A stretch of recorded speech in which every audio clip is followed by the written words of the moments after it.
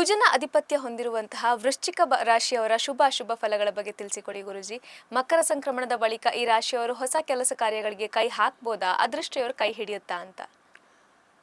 ವೃಶ್ಚಿಕ ರಾಶಿಯವರಿಗೆ ಸೂರ್ಯನ ಬೆಂಬಲ ಸಿಗಬೇಕು. ಸೂರ್ಯ ಅವರಿಗೆ ಏನು ಅಂತಂದರೆ 10ನೇ ಮನೆ ಯಜಮಾನ. ಅಂದರೆ ಅನೇಕದ್ದಾದಂತಹ ಒಳ್ಳೆಯ ಕೆಲಸಗಳನ್ನು ಒದಗಿಸ್ಕೊಡ್ಬೇಕಾದ, ಕೆಲಸದಲ್ಲಿ ಎಲಿವೇಷನ್ಸ್ ಪ್ರಮೋಷನ್ಸ್ಗಳನ್ನು ಕೊಡಬೇಕಾದ, ಅಥವಾ ವರಮಾನ ಒಳ್ಳೆಯದಾಗಿ ಬರಬಹುದಾದಂಥ ಕೆಲಸಗಳನ್ನು ಒದಗಿಸಬೇಕಾದ, ಅಥವಾ 4 ಜನರ ನಡುವೆ ನಿಂತು ತೋರುವಂತಹ ಕೆಲಸಗಳನ್ನು, ಕೆಲಸ ಅಂದರೆ ಬರೀ ಯಾವುದೋ ಒಂದು ಸಂಸ್ಥೆಯಲ್ಲಿ ಕೆಲಸ ಮಾಡುವಂಥದ್ದು ಅಂತಲ್ಲ, ನಾವು ಒಂದು ಆ್ಯಕ್ಟಿಂಗ್ ಮಾಡುವಂಥದ್ದು, ಅಥವಾ ಹಾಡುವಂಥದ್ದು, ಚಿತ್ರ ಬಿಡಿಸುವಂಥದ್ದು, ರಾಜಕಾರಣದಲ್ಲಿ ನಮ್ಮದೇ ಆದಂಥ ಒಂದು ಛಾಪನ್ನು ಮೂಡಿಸ್ಕೊಡುವಂಥದ್ದು, ಇವೆಲ್ಲವೂ ನಮ್ಮ ಕಾಯಕದಲ್ಲಿ ಬರುತ್ತದೆ. ಅಂತಹ ಕಾಯಕಗಳಿಗೆ ಒಳಿತನ್ನು ತಂದುಕೊಡಬೇಕಾದ ಶಕ್ತಿಯನ್ನು ಸೂರ್ಯ ಪರ್ಟಿಕ್ಯುಲರ್ಲಾಗಿ ಈ ಕುಜನ, ತಾವು ಹೇಳಿದ್ರಲ್ಲ, ಕುಜನ ಸಂದರ್ಭದ ಒಂದು ಯಜಮಾನತ್ವದಲ್ಲಿ ಇರುವ ಈ ವೃಶ್ಚಿಕ ರಾಶಿಯವರಿಗೆ ಸೂರ್ಯ ಈ ವರ್ಷ ಒದಗಿಸ್ಕೊಡ್ತಾನೆ. ಆದರೆ ಅದು ಹೇಗೆ ಒದಗಿಸ್ತಾನೆ, ಅದು ಹೇಗೆ ಒದಗಿಸ್ಕೊಟ್ಟಿದ್ದು ಕೆಟ್ಟದಾಗತ್ತೆ ಅಂತ ಅದನ್ನು ವಿವರಿಸ್ತೇನೆ. ಅದಕ್ಕೂ ಮುಂಚೆ ಬಾಸ್ ಟಿವಿಯ ಎಲ್ಲ ವೀಕ್ಷಕರಿಗೆ ಮಕರ ಸಂಕ್ರಮಣದ ಶುಭಾಶಯಗಳನ್ನು ಕೋರ್ತಾ ಇದ್ದೇನೆ. ಹಾಗಾದರೆ ಹೇಗೆ ಒಳಿತನ್ನೇ ಕೊಡಬೇಕಾದಂತಹ ಸೂರ್ಯನ ಕೆಲಸಗಳನ್ನು, ಅಥವಾ ಸೂರ್ಯನ ಆ ಒಂದು ಸಹಾಯದ ದಿವ್ಯ ಹಸ್ತವನ್ನು ಎಲ್ಲಿ ಯಾವ ದುರಾದೃಷ್ಟ ಅದನ್ನು ಕತ್ತರಿಸಾಕತ್ತೆ ಅಂತ ನೋಡಿದರೆ, ಈ ರಾಶಿಯವರು ಈಗ ಬರುವ ಮೇ ಮಧ್ಯಭಾಗದಿಂದ ಪಂಚಮ ಶನಿಯ ಕಾಟದ ಹಿಡಿತಕ್ಕೆ ಸಿಲುಕೊಳ್ತಾರೆ. ಈ ಶನೈಶ್ಚರ ಹಾಗಾದರೆ ಇವರಿಗೆ ಮಾಡಬೇಕಾದ ತೊಂದರೆಗಳನ್ನು ಎಲ್ಲಿಂದ ಅವನು ತೊಂದರೆಯನ್ನು ಮಾಡಲಿಕ್ಕೆ ಸಾಧ್ಯ ಆಗುತ್ತೆ? ವಿಶೇಷವಾಗಿ ಇವರ ಜಾತಕದ, ಅಂದರೆ ವೃಶ್ಚಿಕ ರಾಶಿಯ 3ನೇ ಮತ್ತು 4ನೇ ಮನೆಯ ಯಜಮಾನತ್ವವನ್ನು ಶನೈಶ್ಚರ ಪಡೆದಿರ್ತಾನೆ. ಹಾಗಾಗಿ ಪಂಚಮ ಶನಿಯ ಕಾಟ ಬಂದಾಗ ಮಕ್ಕಳ ಬಗೆಗಿನ ತೊಂದರೆಗಳನ್ನು ಕೊಡುವುದರೊಂದಿಗೆ ಆ ತೊಂದರೆಯ ಮೂಲಕವಾಗಿ ಧೈರ್ಯವನ್ನು ಕಳೆದುಕೊಳ್ಳಬಹುದಾದಂತಹ, ಹಾಗೆಯೇ ಇಲ್ಲಿಯವರೆಗೂ ನೆಮ್ಮದಿಯಿಂದ ಇದ್ದವಲ್ಲ, ಯಾಕೋ ಮಕ್ಕಳು ತೊಂದರೆ ಮಾಡ್ತಾ ಇದ್ದಾರೆ ಅನ್ನುವಂತಹ ಸ್ಥಿತಿಗತಿಗಳನ್ನು ನಿರ್ಮಾಣ ಮಾಡುವಂತಹ ಈ ಘಟಸರ್ಪದ ಹೆಡೆಗಳು ಥಟ್ಟಂತ ಎದ್ದು ಬಿಡಬಹುದು. ಹಾಗೆ ನೋಡಿದರೆ ಮೇ ಮಧ್ಯಭಾಗದವರೆಗೂ ಇರಬಹುದಾದಂತಹ ಒಂದು ಗುರು ಬಲ ಕೂಡ ಮೇ ಮಧ್ಯಭಾಗದಿಂದ 1 ವರ್ಷದ ಕಾಲ ಇವರಿಗೆ ಇರೋದಿಲ್ಲ. ಹಾಗಾಗಿ ಗುರು ಬಲವನ್ನು ಕೂಡ ಕಳ್ಕೊಳ್ತಾರೆ. ನೋಡಿ, ಶನೈಶ್ಚರನ ಪಂಚಮ ಶನಿ ಕಾಟ ಗುರುಬಲವನ್ನು ಕಳೆದುಕೊಂಡಂತಹ ಒಂದು ಸ್ಥಿತಿಗತಿ. ಹಾಗಾದರೆ ಇವೆರಡೂ ತೊಂದರೆಯಾದಾಗ ಮತ್ತೆ ಬೇರೆ ಅನ್ಯ ಮಾರ್ಗಗಳೇ ಇಲ್ಲವೇ ಅನ್ನುವಂಥದ್ದನ್ನು ಗ್ರಹಿಸಿದರೆ, ವೃಶ್ಚಿಕ ರಾಶಿಯವರಿಗೆ ಅನ್ಯವಾದಂತಹ ಒಂದು ಸ್ಥಿತಿಗತಿಗಳು ಇರೋದಿಲ್ಲ ಅಂತಲ್ಲ. ಏಕೆಂದರೆ ಈ ರಾಶಿಯವರು ವಿಶೇಷವಾಗಿ ಕುಜನ ಯಜಮಾನತ್ವವನ್ನು ಪಡೆದಿರೋದ್ರಿಂದ ಸಾಹಸಿಗಳು, ಮಿಲಿಟ್ರಿಯಲ್ಲಿ ಏನಾದರೂ ಸಕ್ಸಸ್ ಆಗಬೇಕು ಅಂತಾದರೆ ವೃಶ್ಚಿಕ ರಾಶಿಯವರಿಗೆ ಭಾಳಷ್ಟು ಸಾಧ್ಯತೆಗಳಿರ್ತವೆ. ಹಾಗೆಯೇ ಪೊಲೀಸ್ ಇಲಾಖೆಯಲ್ಲಿ ಒಂದು ಸ್ಥಾನಮಾನಗಳನ್ನು ಗಳಿಸ್ಕೊಳ್ಬೇಕು ಅಂತಾದರೆ ಈ ರಾಶಿಯವರಿಗೆ ಅಗಾಧವಾದಂಥ ಒಂದು ಅವಕಾಶಗಳು ಕೂಡಿ ಬರುತ್ತೆ. ಈ ಕೂಡಿ ಬರುವುದರ ವಿಚಾರ ಎಲ್ಲಿಂದ ಕೂಡಿ ಬರುತ್ತೆ? ಇದೇ ಸೂರ್ಯನಿಂದ ಕೂಡಿ ಬರುತ್ತೆ. ಈ ವರ್ಷ ಹಾರ್ದಿಕವಾದಂಥ ಎಲ್ಲ ಬೆಂಬಲಗಳನ್ನು ಕೊಡೋದಕ್ಕೆ ಸೂರ್ಯನ ಮೂಲಕವಾಗಿ ಈ ರಾಶಿಯವರು ತಮ್ಮದೇ ಆದಂತಹ ಒಂದು ಗಟ್ಟಿತನವನ್ನು ಪಡೆದುಕೊಳ್ತಾರೆ. ಎಷ್ಟೇ ಶನೈಶ್ಚರ ತೊಂದರೆ ಕೊಡಲಿ, ಶನೈಶ್ಚರ ಕೊಟ್ಟ ತೊಂದರೆಗಳನ್ನು ಎದುರಿಸಬೇಕಾಗತ್ತೆ ನಾವು. ಈಗ ತೊಂದರೆಗಳು ಬರುತ್ತೆ. ಈಗ ಒಂದು ಮನೆಯನ್ನು ಈಗ ನಾವು ನಮ್ಮ ಗಾದೆಯಲ್ಲಿ ಹೇಳ್ತೇವೆ, ಮನೆ ಕಟ್ಟಿ ನೋಡು, ಮದುವೆ ಮಾಡಿ ನೋಡು ಅಂತ. ಒಂದು ಮಗಳ ಮದುವೆಯನ್ನು ಮಾಡುವುದು, ಮಗನ ಮದುವೆಯನ್ನು ಮಾಡುವುದು, ಅಥವಾ ಒಂದು ಮನೆ ಕಟ್ಟುವಂಥದ್ದು ಸುಲಭದ ಕೆಲಸ ಅಲ್ಲ. ಇವತ್ತು ಆರಾಮಾಗಿ ಒಂದು ಅಪಾರ್ಟ್ಮೆಂಟ್ ಕಟ್ಟಿದ್ದಾರೆ ಅಂತಾದರೆ, ನಾವು ನಮ್ಮ ಹತ್ರ ಹಣ ಇದೆ ಅಂತಾದರೆ ನಾವು ಹೋಗಿ ಎಂಟ್ರಿ ಮಾಡ್ಬೋದು. ಆದರೆ ಅಲ್ಲಿ ಅನೇಕ ತೊಂದರೆಗಳನ್ನು ನಾವು ಎದುರಿಸ್ತಾ ಇರ್ತೇವೆ. ಒಂದು ಮನೆ, ಈಗ ನಮ್ಮ ಹತ್ರ ಹಣ ಇದೆ, ನಾವು ಕೊಡ್ತೀವಿ, ಒಳ್ಳೆಯದಾಗಿ ವ್ಯವಸ್ಥೆಗಳು ಇವೆ ಸರಿ, ಆದರೆ ವಾಸ್ತು ಸರಿಯಾಗಿಲ್ಲ. ವಾಸ್ತು ಸರಿಯಾಗಿರುತ್ತೆ, ಆದರೆ ಇನ್ನೇನೋ ಒಂದು ತೊಂದರೆ ಇರುತ್ತೆ. ಅಂದರೆ ನಮ್ಮ ಹತ್ರ ಈಗ ವಾಸ್ತು ಸರಿ ಇದೆ, ಎಲ್ಲ ರೀತಿಯಲ್ಲೂ ಸರಿ ಇದೆ ಅಂತ ಹೇಳಿದವಾಗ ಏನಾಗುತ್ತೆ, ಆಟೋಮೆಟಿಕ್ಕಾಗಿ ನಮ್ಮದೊಂದು ಹೈಪ್ ಇರುತ್ತಲ್ಲ, ವಾಸ್ತುವಿನ ಬಗೆಗಾಗಿ ಒಂದು ಹೈಪ್ ಇರುತ್ತಲ್ಲ, ಅಂತಹ ರೀತಿಯ ಒಂದು ಅಪಾರ್ಟ್ಮೆಂಟ್ನ ಒಂದು ಫ್ಲ್ಯಾಟ್ ನಮಗೆ ಬೇಕು ಅಂತಾದರೆ ಹಣದ ಪ್ರಮಾಣ ಅದಕ್ಕೆ ಕೊಡಬೇಕಾದದ್ದು ಒಂದು 20% ಜಾಸ್ತಿ ಆಗಿಬಿಡುತ್ತೆ. ಹಾಗಾದರೆ ಆ 20%ನ್ನು ಎಲ್ಲಿಂದ ತರುವಂಥದ್ದು? ಹಿಂದಿನ ವರ್ಷಕ್ಕೆ ನಾವು ನಿಯೋಜಿಸಿಕೊಂಡಂತಹ ಒಂದು ಹಣದ ಮೊತ್ತ ಏನಿರ್ತಾಯಿತ್ತು ಅದನ್ನು ಪರ್ಚೇಸ್ ಮಾಡೋದಕ್ಕೆ ಅನುಕೂಲವಾಗಿರ್ತಾಯಿತ್ತು. ಆದರೆ ಹಿಂದಿನ ವರ್ಷ ಬೇರೆ ಕಾರಣಗಳಿಗಾಗಿ ಒಂದು ವರ್ಷ ಮುಂದೂಡಿದ್ದೇ ಕಾರಣವಾಗಿ ಈ ವರ್ಷ ಅದೇ ರೀತಿಯ ಫ್ಲ್ಯಾಟನ್ನು ನಾವು ತಗೊಳ್ಳೋಣ ಅಂತಂದರೆ ಈ ಶನೈಶ್ಚರನ ತೊಂದರೆಯಿಂದಾಗಿ ಸೂರ್ಯನ ವಿಚಾರದಲ್ಲಿ ಅನೇಕ ರೀತಿಯ ಒಳಿತುಗಳು ಬರುವಂಥ ಸಾಧ್ಯತೆ ಇದ್ದರೂ ಕೂಡ ಆ ಫ್ಲ್ಯಾಟನ್ನು ಪಡಿಬಹುದಾದಂಥದ್ದು ಸ್ವಲ್ಪ ಕಷ್ಟವಾಗಿ ಹೋಗುವಂಥ ಸ್ಥಿತಿಗತಿಗಳು ನಿರ್ಮಾಣವಾಗ್ಬೋದು. ಇದು ಒಂದು ವಿಷಯ. ಇನ್ನೊಂದು ನೇರವಾಗಿ ನೋಡುವಂಥದ್ದಾದಾಗ ಕೆಲವು ಕಡೆ ಏನಾಗುತ್ತೆ, ಎಲ್ಲ ರೀತಿಯ ನಾವು ಪರ್ಚೇಸ್ ಮಾಡಿದಂಥ ವಿಚಾರ ಬಹಳ ಅದ್ಭುತವಾಗಿ ಆ ಪರ್ಚೇಸ್ ಮಾಡುವಾಗ ಕಂಡರೂ ಕೂಡ ಅಲ್ಲಿ ಯಾವುದೋ ಒಂದು ಕಾರಣದಿಂದಾಗಿ ನಿರ್ಮಾಣ ಹಂತದ ಸ್ವಲ್ಪ ತೊಂದರೆಗಳು ಅಲ್ಲಿ ಇದ್ದಿದ್ದರಿಂದಾಗಿ ಅದು ನಮಗೆ ಕಾಣೋದಿಲ್ಲ. ಹೊಸದಾಗಿ ಅದಕ್ಕೆ ಒಂದು ನಾವು ಪ್ರವೇಶಿಸುವಾಗ ಅಲ್ಲಿ ಏನು ತೊಂದರೆ ಇರಬಹುದು, ಇಲ್ಲೇನಾದರೂ ಬಿರುಕಿದೆಯಾ, ಆ ಕಡೆ ಏನಾದರೂ ಬಿರುಕು ಬರಬಹುದಾ. ಆದರೆ ಆ ಫ್ಲ್ಯಾಟಿಗೆ ಹೋದ ಮೇಲೆ ಅಲ್ಲಿಯ ತೊಂದರೆಗಳೇನು, ನೀರು ಎಲ್ಲೋ ಸೋರುತ್ತಾ ಅಥವಾ ಇನ್ನೊಂದೇನೋ ಒಂದು ತೊಂದರೆ ಈ ಒಂದು ದಿಕ್ಕಿನಲ್ಲಿ ಒದಗಿ ಬರುತ್ತಾ.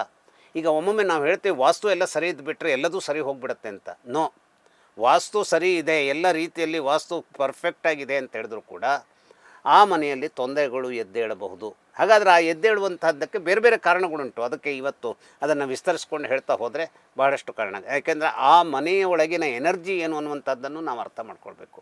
ಒಮ್ಮೊಮ್ಮೆ ಅದ್ಭುತವಾದ ಮನೆಗಳಿರ್ತವೆ, ಅವರು ವಾಸ್ತುವನ್ನು ನೋಡೋದಕ್ಕೆ ಅಂತ ಕರೆದಿರ್ತಾರೆ, ಆದರೆ ಅಲ್ಲೊಂದು ವೈಬ್ರೇಷನ್ ಏನೋ ಒಂದಿರುತ್ತೆ. ಹಾಗಾದರೆ ಆ ವೈಬ್ರೇಷನ್ ಏನು, ನಮ್ಮ ಭ್ರಮೆನ ಅದು? ಆ ಮನೆಯಲ್ಲಿ ವೈಬ್ರೇಷನ್ ಸರಿ ಇಲ್ಲ ಅಂದರೆ ಅರ್ಥ ಏನು? ಮನೆ ಅದ್ಭುತವಾಗಿದೆ, ದೊಡ್ಡದಾದಂಥ ಅಮೌಂಟನ್ನು ಕೊಟ್ಟು ನಾವು ಖರೀದಿ ಮಾಡಿರ್ತೇವೆ, ಆದರೆ ಆ ಮನೆಯಲ್ಲಿ ವೈಬ್ರೇಷನ್ ಸರಿ ಇಲ್ಲ ಅಂದರೆ ಏನು? ಏನೋ ಒಂದು ಭಯ, ಏನೋ ಒಂದು ಒಳ್ಳಂಕ. ಹಾಗಾದರೆ ಯಾವುದೋ ಒಂದು ದುಷ್ಟ ಶಕ್ತಿಗಳು ಅಲ್ಲಿ ತಮ್ಮ ನೆಲೆಯನ್ನು ಕಂಡುಕೊಂಡಿದ್ದೇವಾ? ಈಗ ನಮ್ಮ ಭಯಗಳು ಎಲ್ಲ ಸಂದರ್ಭದಲ್ಲೂ ನಾವೀಗ ಇಲ್ಲಿ ಪ್ರೇತ ಇದೆ, ಇಲ್ಲಿ ಪಿಶಾಚಿ, ಇಲ್ಲಿ ಭೂತ, ಇದು ಕೇವಲ ಭ್ರಮೆಗಳಾಗಿದ್ದಿರಬಹುದು. ಆದರೆ ಆ ಭ್ರಮೆ ಯಾಕಾಗಿ ಉಂಟಾಗುತ್ತೆ?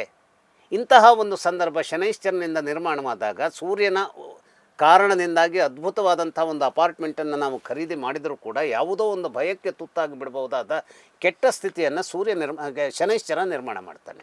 ಹಾಗಾಗಿ ಈ ರಾಶಿಯವರು ವಿಶೇಷವಾಗಿ ತಮ್ಮ ಮನೆಗಳನ್ನು ಖರೀದಿಸುವ ಹೊತ್ತಿಗೆ ಬಹಳಷ್ಟು ಎಚ್ಚರಿಕೆಯಿಂದ ತಮ್ಮ ಕಾರ್ಯವನ್ನು ನಿರ್ವಹಿಸಬೇಕಾದಂಥ ಜವಾಬ್ದಾರಿತನವನ್ನು ತೋರಿಸಬೇಕಾಗತ್ತೆ. ಅಷ್ಟೇ ಅಲ್ಲ, ವಾಹನಗಳನ್ನು ನಾವು ಅನೇಕ ಶ್ರೀಮಂತವಾದಂಥ ವಾಹನಗಳನ್ನು ಪಡಿತೇವೆ.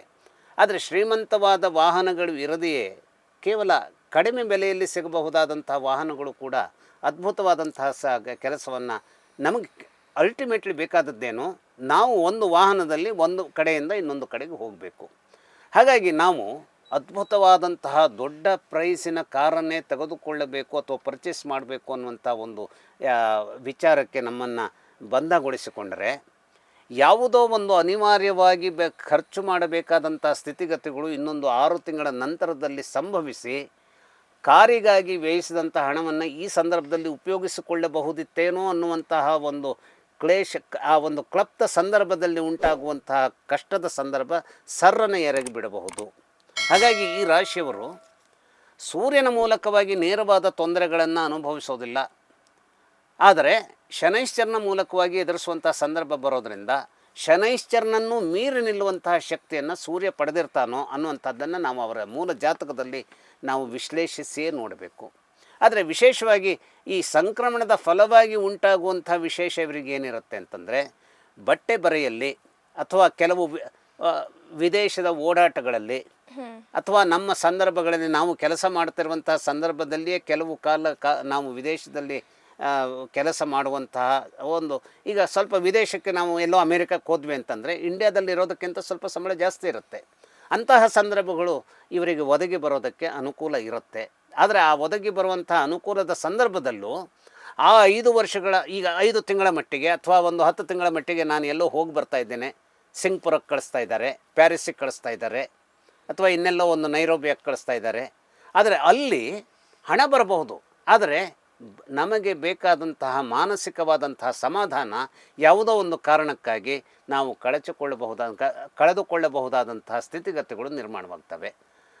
ಯಾವಾಗ ಇವರ ಜಾತಕದಲ್ಲಿ ಪರಿಪೂರ್ಣವಾದಂತಹ ಶಕ್ತಿಯೊಂದಿಗೆ ಸೂರ್ಯ 6ನೇ ಮನೆಯಲ್ಲಿರ್ತಾನೆ ಅಥವಾ 10ನೇ ಮನೆಯಲ್ಲಿರ್ತಾನೆ, ದಿಗ್ಬಲವನ್ನು ಹೊಂದಿದಂಥ ಸೂರ್ಯ ಇರ್ತಾನೆ, ಅಥವಾ ಧರ್ಮ ಕರ್ಮಾಧಿಪ ಯೋಗದಂತಹ ಒಂದು ಗಟ್ಟಿಯಾದಂಥ ಶಕ್ತಿ ಇವರ ಪಾಲಿಗೆ ಒದಗಿ ಬಂದಿದೆ ಅಂತಾದರೆ, ಈ ಒಂದು ಶನೈಶ್ಚರನ ಕಾಟದ ದುಷ್ಟತನ ಇದ್ದರೂ, ಗುರುಬಲದ ವ್ಯತ್ಯಯ ಆಗಿದ್ದರೂ ಕೇವಲ ಸೂರ್ಯನ ಕಾರಣಕ್ಕಾಗಿಯೇ ಪರಮೋಚ್ಚವಾದಂತಹ ಒಂದು ವಿಶೇಷವನ್ನು ಜೀವನದಲ್ಲಿ ಇನ್ನಿಲ್ಲದ ರೀತಿಯ ಯಶಸ್ಸನ್ನು ಪಡೆಯಬಹುದಾದಂಥ ಸಂದರ್ಭ ಈ ವೃಶ್ಚಿಕ ರಾಶಿಯವರು ಕಾಣಬಹುದಾಗಿದೆ.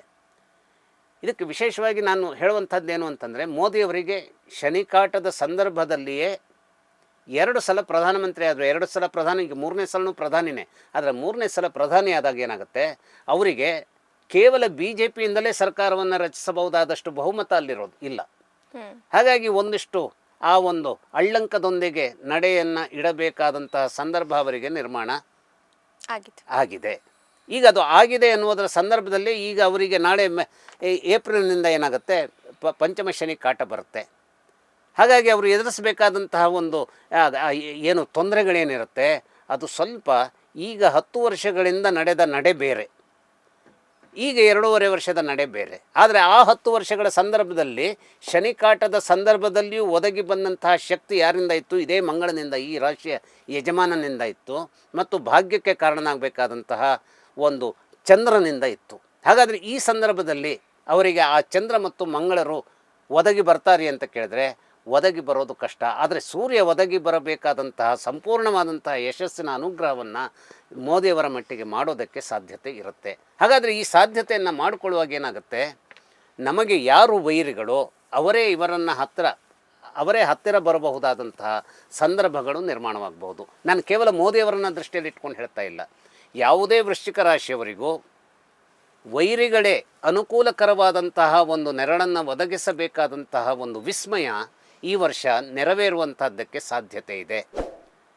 ಯಾರು ನಾವು ಈ ವ್ಯಾಜ್ಯವನ್ನು ನಾವು ಗೆಲ್ಲಲಿಕ್ಕೆ ಸಾಧ್ಯ ಇಲ್ಲ ಅಂತ ತಿಳ್ಕೊಂಡಿರ್ತೇವೋ ಆ ವ್ಯಾಜ್ಯಗಳು ಸೂರ್ಯನ ಮೂಲಕವಾಗಿ ಪರಿಹಾರ ಆಗೋದಕ್ಕೂ ಕೂಡ ಸಾಧ್ಯತೆ ಇರುತ್ತೆ.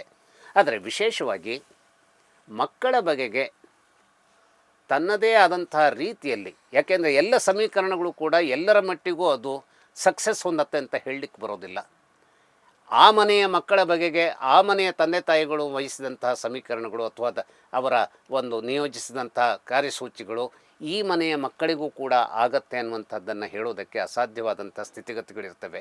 ಇಂಥದ್ರಲ್ಲಿ ನಮ್ಮದೇ ಆದಂತಹ ನಮ್ಮ ಮನೆಯ ಮಕ್ಕಳನ್ನು ಪರಿಪೂರ್ಣವಾದಂಥ ರೀತಿಯಲ್ಲಿ ಬೆಳೆಸುವ ಬಗೆ ಎನ್ನುವಂಥದ್ದನ್ನು ಅದರದ್ದೇ ಆದ ಹೊಸ ಸಮೀಕರಣವನ್ನು ಇವರು ಉಂಟು ಮಾಡಿಕೊಳ್ಳಬೇಕು. ಹಾಗೆ ಉಂಟು ಮಾಡಿಕೊಂಡಲ್ಲಿ ವಿಶೇಷವಾಗಿ ಮಕ್ಕಳ ಸಂಬಂಧವಾದಂತಹ ಒಂದು ತೊಂದರೆಗಳನ್ನು, ಮಿಸುಕಾಟಗಳನ್ನು ತಪ್ಪಿಸಿಕೊಂಡರೆ, ಅಥವಾ ಮನೆಯ ಸಂಬಂಧವಾದಂತಹ ಸೂಕ್ತ ಆಯ್ಕೆಯನ್ನು ಮಾಡಿಕೊಂಡರೆ, ಅಥವಾ ವಿದೇಶಕ್ಕೆ ಹೋಗಬಹುದಾದಂತಹ ಸನ್ನಿವೇಶ ಬಂದಾಗಲೂ ಕೂಡ ಆ ವಿದೇಶಕ್ಕೆ ಹೋದಾಗ ಅಲ್ಲಿ ಎದುರಿಸಬೇಕಾದಂಥ ಪ್ರಾರಂಭದ ಹಂತದ ಕೆಲವು ಜಟಿಲತೆಯನ್ನು ನಿವಾರಿಸಿಕೊಳ್ಳುವಂಥ ಧೈರ್ಯವನ್ನು ಇವರು ಹೊಂದಿದರೆ ಖಂಡಿತವಾಗಿ ವೃಶ್ಚಿಕ ರಾಶಿಯವರಿಗೆ ಅನೇಕ ರೀತಿಯ ಸಕ್ಸಸ್ಸನ್ನು ಈ ವರ್ಷವೂ ಕೂಡ ಅವರು ಹೊಂದಬಹುದು. ಸೂರ್ಯನಿಂದ ಸಿಗಬಹುದಾದದ್ದಕ್ಕೆ ಬೇಕಾದಂತಹ ಒಂದು ಬೆಂಬಲ ಏನಿದೆ ಆ ಬೇರುಗಳು ಸಂಪೂರ್ಣವಾಗಿ ಕತ್ತರಿಸಲ್ಪಡುತ್ತವೆ ಅನ್ನುವಂಥ ವಿಚಾರವನ್ನು ಇವರು ಮನಸ್ಸಿನಲ್ಲಿ ಇಟ್ಟುಕೊಳ್ಳದೆಯೇ ನನ್ನಿಂದ ಪರಿಪೂರ್ಣವಾದಂತಹ ಎಲ್ಲ ಒಂದು ನನ್ನ ಕ್ರಿಯಾಶೀಲತೆಯನ್ನು ತೋರಿಸ್ತೇನೆ ಅಂತ ಹೇಳಿದರೆ ಖಂಡಿತವಾಗಿ ವೃಶ್ಚಿಕ ರಾಶಿಯವರು ಈ ವರ್ಷವೂ ಕೂಡ ಗೆಲ್ತಾರೆ. ವೃಶ್ಚಿಕ ರಾಶಿಯವರ ಶುಭ ಫಲಗಳ ಬಗ್ಗೆ ಸಾಕಷ್ಟು ಮಾಹಿತಿಯನ್ನು ತಿಳಿಸಿಕೊಟ್ರಿ ಗುರೂಜಿ, ಧನ್ಯವಾದ. ನಮಸ್ಕಾರ. ಲೇಟೆಸ್ಟ್ ಹಾಗೂ ಇಂಟ್ರೆಸ್ಟಿಂಗ್ ಸುದ್ದಿಗಳಿಗಾಗಿ ಬಾಸ್ ಟಿವಿ ಕನ್ನಡ ಚಾನೆಲ್ನ ಸಬ್ಸ್ಕ್ರೈಬ್ ಮಾಡಿ. ಹಾಗೆಯೇ ಬೆಲ್ ಐಕಾನ್ ಪ್ರೆಸ್ ಮಾಡಿ. ಇದರ ಜೊತೆಗೆ ಫೇಸ್ಬುಕ್, ಇನ್ಸ್ಟಾಗ್ರಾಮ್, ಎಕ್ಸ್ನಲ್ಲೂ ಮಿಸ್ ಮಾಡದೆ ಫಾಲೋ ಮಾಡಿ.